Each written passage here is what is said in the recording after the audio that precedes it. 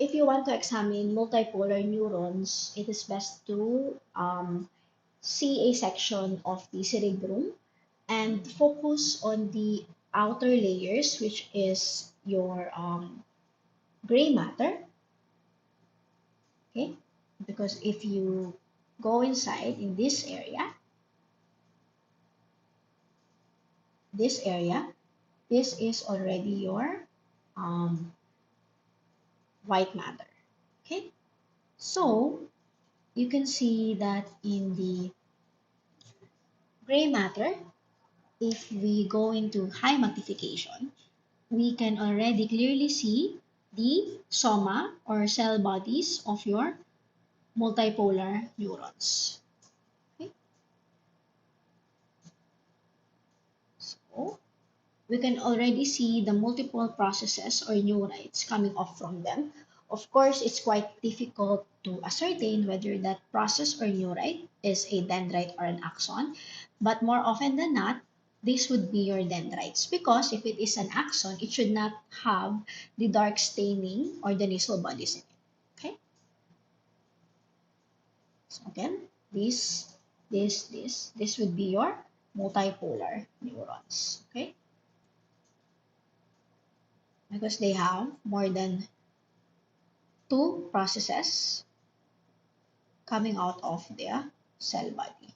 Okay, these other cells which have a more relatively smaller nucleus and cell body, they are most probably your glial cells, but it's difficult to differentiate which type of glial cell they are. So again, you would have to use special stain or immunohistochemistry in order to differentiate the other glial cells from one another. But it's already evident that there are actually more glial cells than your neurons. Okay, so again, based on structure, these are your multipolar neurons. Based on function, these are most probably interneurons in nature. Okay, again, under high magnification, these are your multipolar neurons which have very pronounced processes coming out of the cell soma. These are most likely again, dendrites, since they still contain the darkly staining small dots, which are your nasal bodies. Okay. In this case, we have another multipolar neuron, and this time you can see that in its process, you can see that the nasal bodies or the dark staining cytoplasm ends here. So we can say that this is most probably your axon hillock or the part of the axon which is connected to the cell body. So you can compare it with another multipolar neuron wherein the dark staining extends to the outer ends of the process. Okay?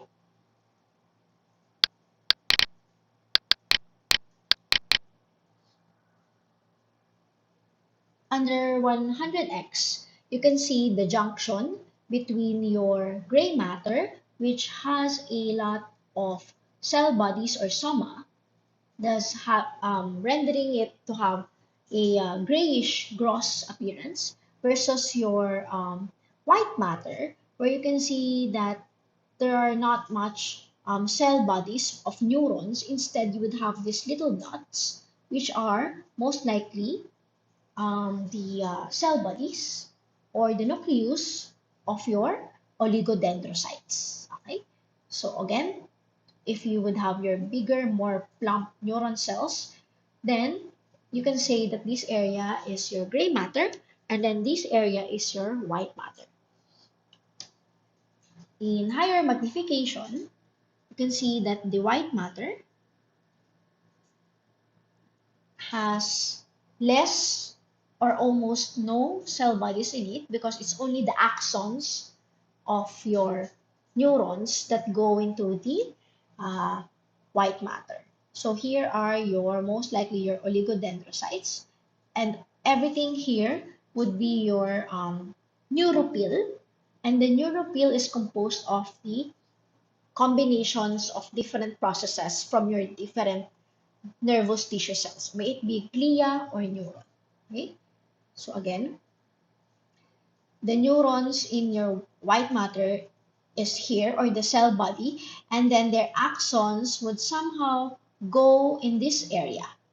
Okay, so only the axons or the clump of axons are seen in the white matter.